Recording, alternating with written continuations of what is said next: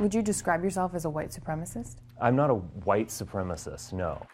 But there's really no mistaking his racist message.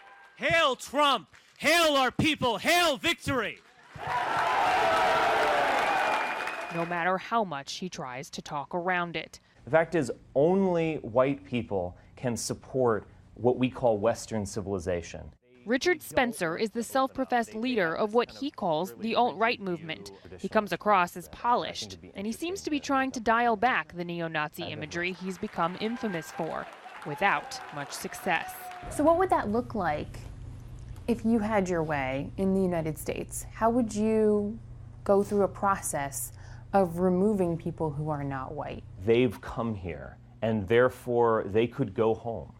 You can go home again. There are ways of, whether it's a direct payment. What would you say, though, if Mexican Americans or African Americans said, hey, we're going to pay all the white people to leave and go back to Europe? An interesting prospect. I'm very flexible. Obviously, that's not likely to happen, and Spencer is even banned from traveling to most European countries because of his views. You studied history, right?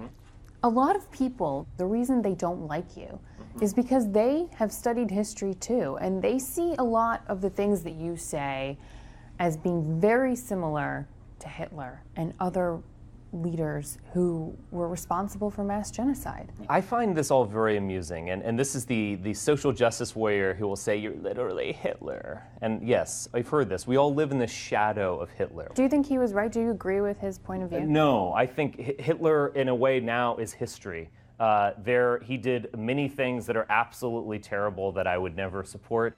Spencer says with the election of Donald Trump, his movement is growing and he's feeling emboldened, speaking tonight at Texas A&M University. Donald Trump as a potentiality was undoubtedly energizing.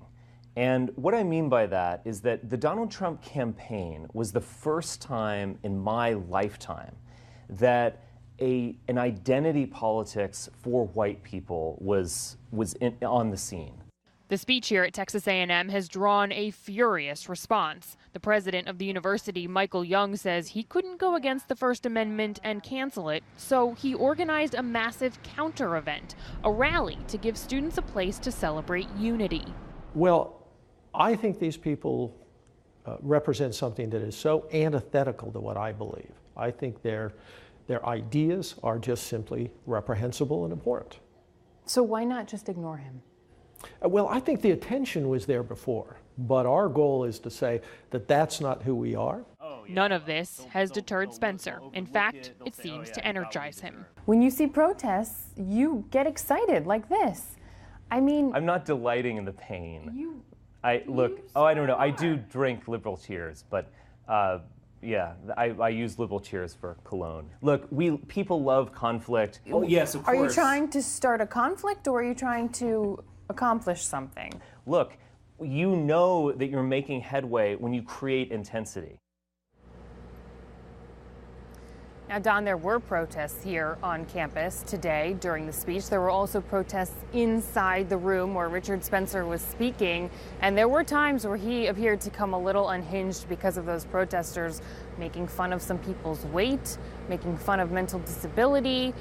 He definitely strayed from his message at times. It was a little bit tense and chaotic in that room. At one point, protesters and people who were clearly there in support of Richard Spencer lined up face to face, and it looked like a fight might break out. One didn't, but police had to come in and separate the groups and make everyone sit back down. All in all, though, there weren't more than a dozen people inside that room who were there to listen to Richard Spencer because they supported him, Don.